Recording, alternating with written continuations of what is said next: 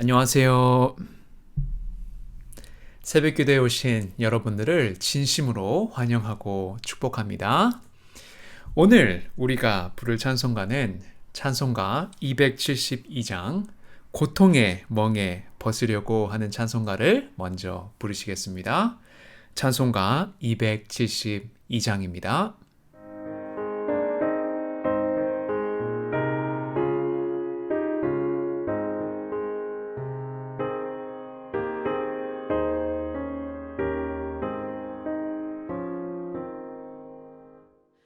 고통의 멍에 벗으려고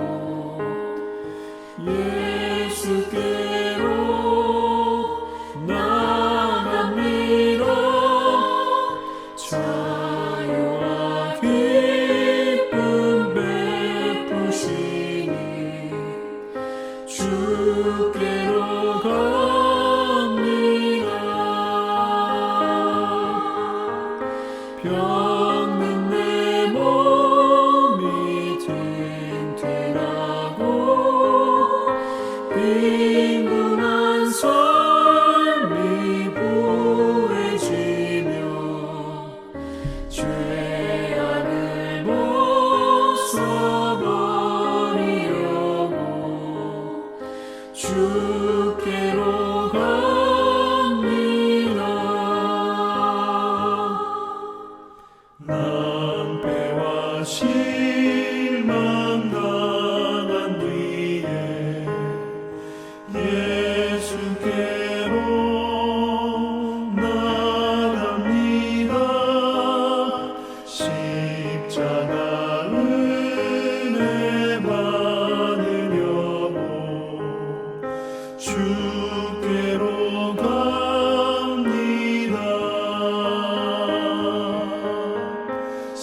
슬프던 마음 위로받고 이생의 풍파 잔잔하며 영광의 찬송 부르려고 주께로 갑니다.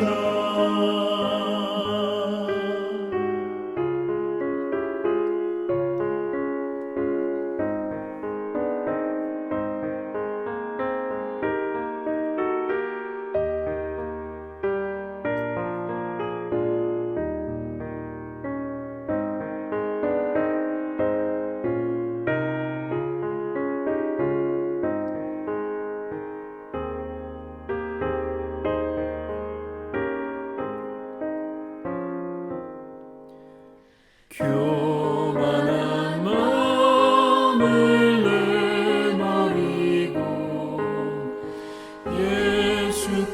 예수께로 나갑니다.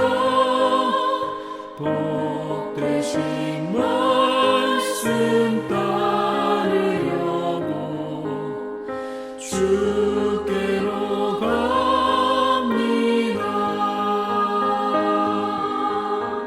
실망은 이 몸 힘을 얻고 예수의 크신 사랑 받아 하늘의 기쁨 맛보려고 주께로 갑니다.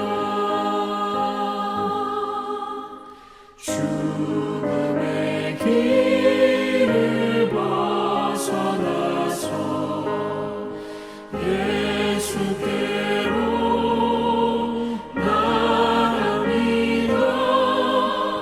영원한 진을 바라보고 주께로 갑니다. 멸망의 포구에 나와 평화의 나라 달아나서 영광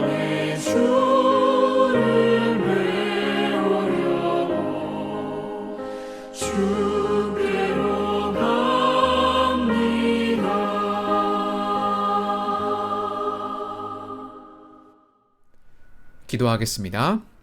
하나님 아버지, 감사합니다. 오늘 우리가 주님 앞에 나왔습니다.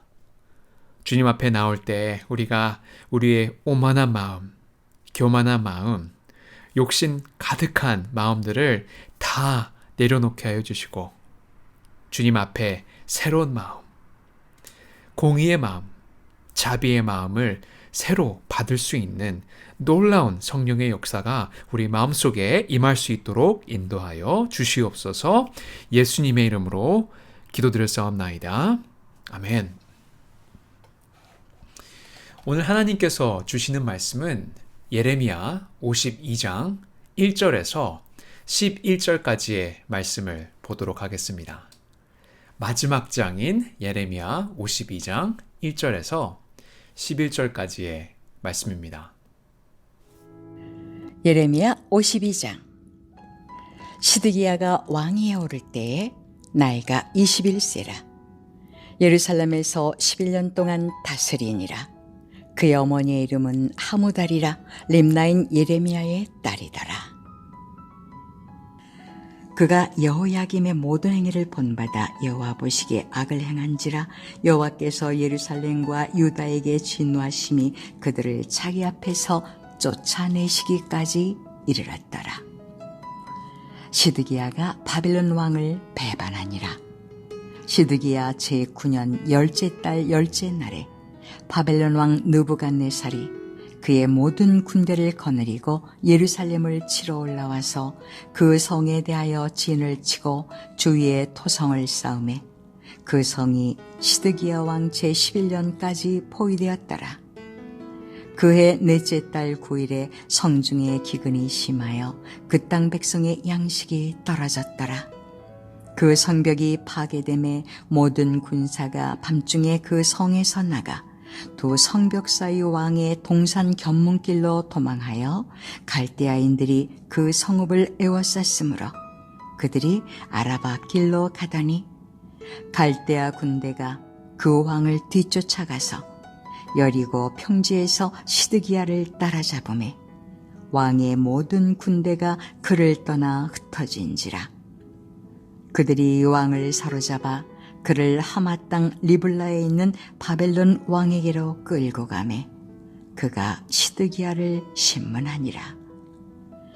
바벨론 왕이 시드기야의 아들들을 그의 눈앞에서 죽이고 또 리블라에서 유다의 모든 고관을 죽이며 시드기야의 두 눈을 빼고 노사슬로 그를 결박하여 바벨론 왕이 그를 바벨론으로 끌고 가서 그가 죽는 날까지 오게 가두었더라. 바벨론에 관한 하나님의 심판의 예언은 51장으로 끝이 납니다. 이제 예레미야서 마지막 장은 52장인데 52장은 역사적 부록으로 첨가된 장입니다. 쉽게 말씀드리면 유다와 예루살렘의 멸망에 관한 보충 자료라고 보시면 됩니다. 왜냐하면 이 이야기가 열왕기하 24장 그리고 25장에 문자적으로 일치하게 나오기 때문에 많은 학자들은 열왕기하의 말씀이 여기에 첨가되었다고 많이들 보고 있습니다. 왜 열왕기하의 말씀이 예레미야서 마지막에 덧붙인 이유는 분명하지 않습니다. 하지만 52장이 없을 경우 예레미야서는 바벨론의 멸망으로 끝납니다. 하지만 이 역사의 부록 때문에 이 마지막 52장에 나오는 말씀 때문에 선포의 무게중심이 바벨론의 멸망에서 유다와 예루살렘의 멸망으로 다시 옮겨지는 것을 볼 수 있습니다. 그래서 우리가 이 마지막 장의 예레미야서를 묵상하면서 하나님은 우리에게 다시금 유다와 예루살렘의 멸망에 대해서 이야기해 주십니다. 다시금 하나님은 우리에게 역사를 가르쳐 주시고 있는 것입니다. 우리가 왜 역사를 배우는 이유가 무엇일까요? 이수광 작가의 왜 우리는 역사에 빠져드는가라는 책을 보면 그는 역사를 통해 과거를 알 수 있다고 합니다. 그리고 그 과거를 통해 잘못됐던 것을 배우고 또 그 잘못들이 되풀어 하지 않도록 역사를 배워야 한다고 그는 주장합니다. 잘못된 과거를 반성하고 과거보다 더 나은 미래의 비전을 찾아야 한다고 그는 말합니다. 그래서 그가 쓴 왜 우리는 역사에 빠져드는가 라는 책에 보면 그는 이런 글을 썼습니다. 역사를 읽는 것은 이러한 위선자들을 가려내기 위해서다. 역사가 이러한 위선자들을 심판하지 않으면 면책을 받는 것이나 다름이 없다.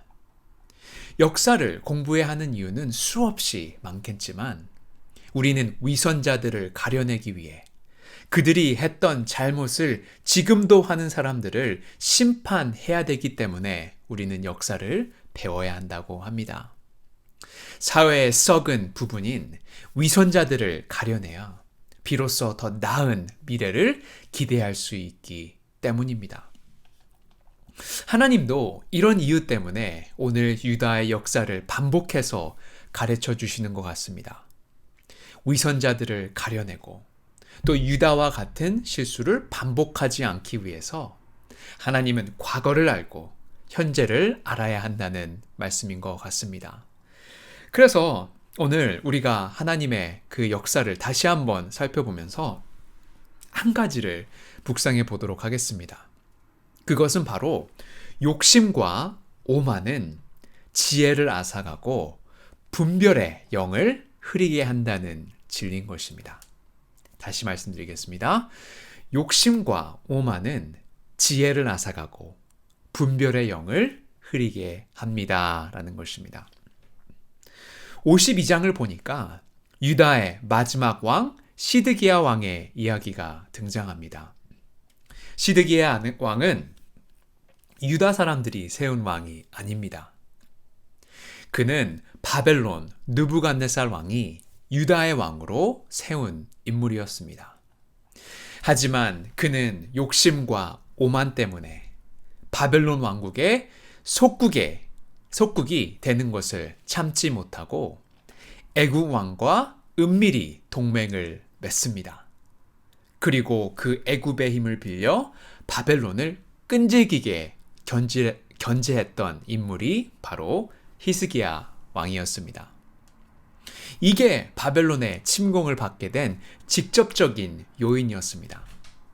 그래서 오늘 우리가 읽은 3절 말씀을 보면 시드기야가 바벨론 왕을 배반하니라 라고 성경도 이야기하고 있습니다.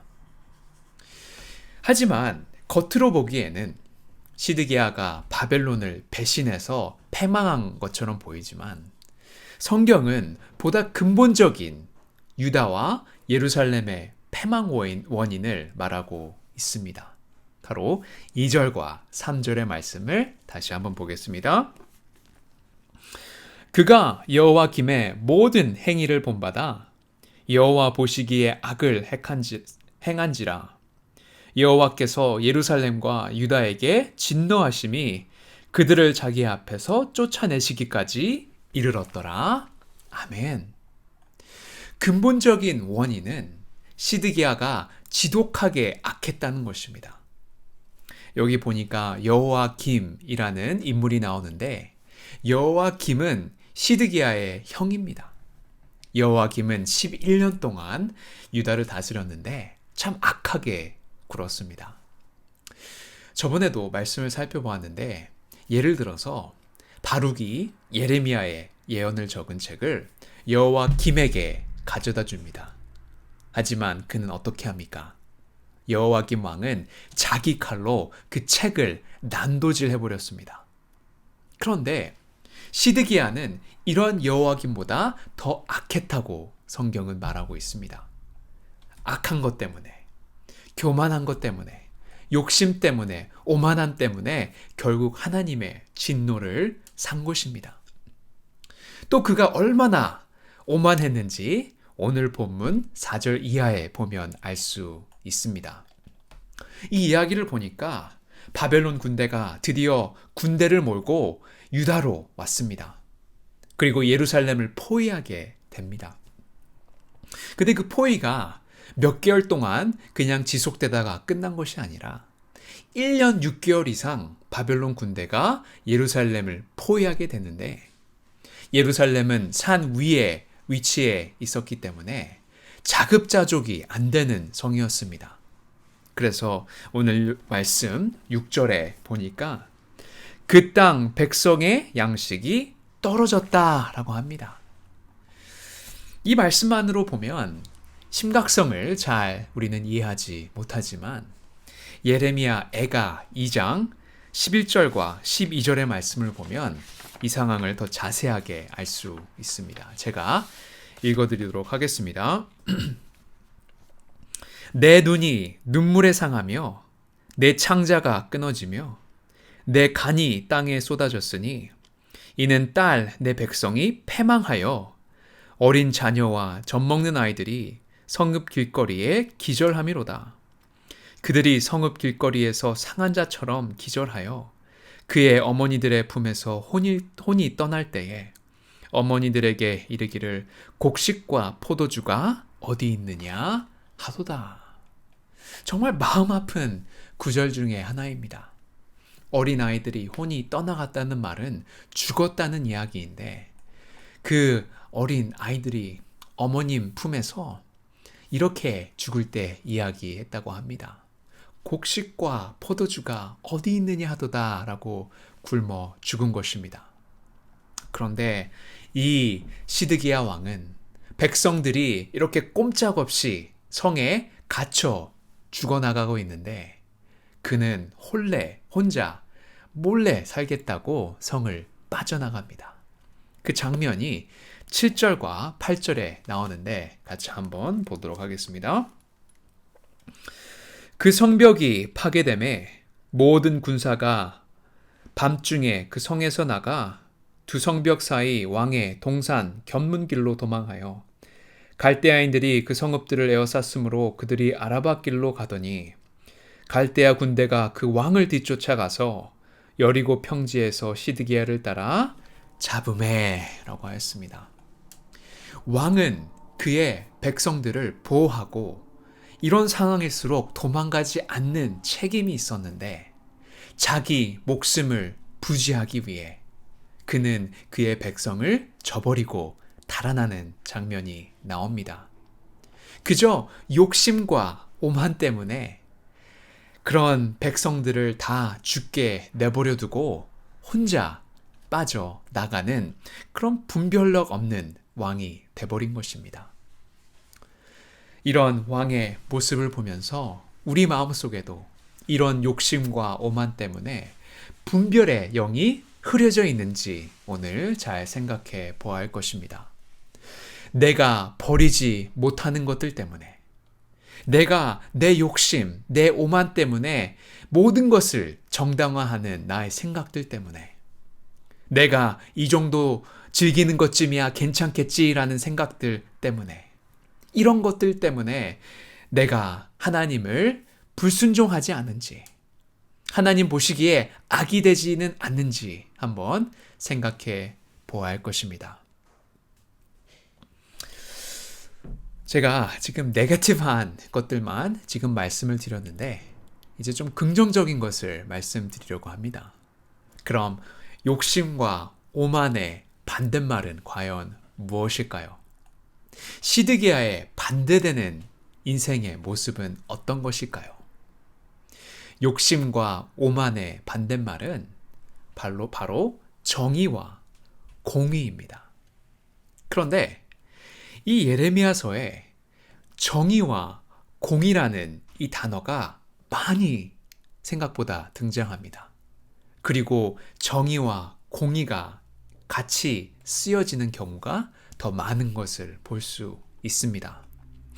예를 하나 들려드리면 예레미야 22장 15절과 16절에 보면 이 정의와 공의가 함께 등장합니다.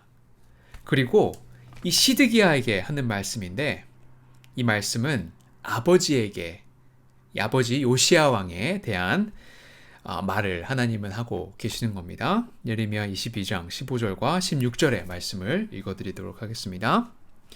내 아버지 즉 요시야가 먹거나 마시지 아니하였으며 정의와 공의를 행하지 아니하였느냐? 그때에 그가 형통하였느니라. 그는 가난한 자와 궁핍한 자를 변호하고 형통하게 하였나니 이것이 나를 알미 아니냐? 여호와의 말씀이니라.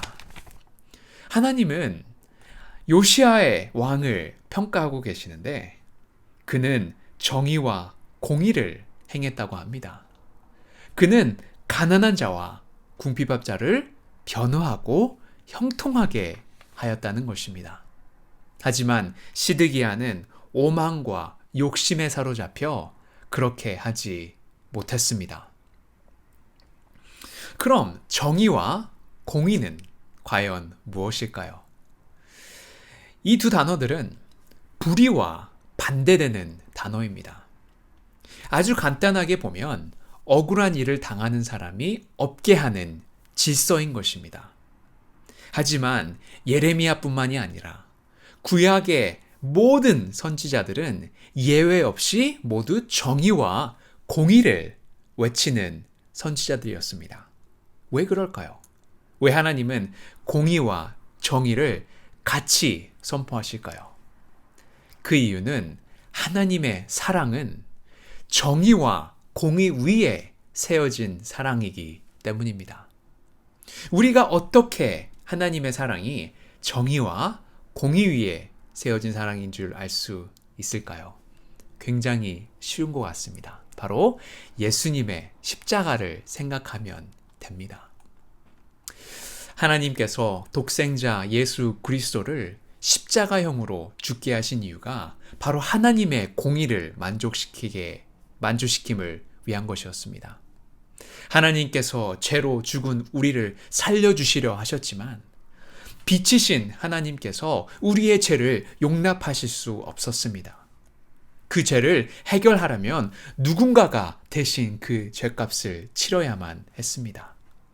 이렇게 성자 하나님이 사람으로 세상에 오신 분이 바로 예수 그리스도인 것입니다. 이것이 바로 곧 하나님의 공의를 만족시키신 것입니다.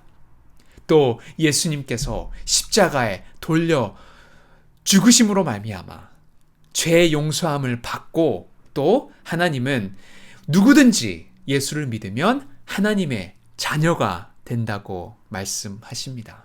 이것이 바로 하나님의 자비를 나타내는 것입니다. 이처럼 예수님의 공의로우심과 자비하심 앞에 우리의 삶도 공의로운 삶, 또 자비로운 삶이 되어야 할 것입니다. 오만과 욕심의 삶이 아닌 예수님처럼 균형 있는 삶을 맞추면서 살아야 할 것입니다. 오늘 하나님의 이 자비와 공의의 균형을 맞추시는 여러분들이 되시기를 바랍니다. 이 균형을 맞추기에는 정말 힘듭니다.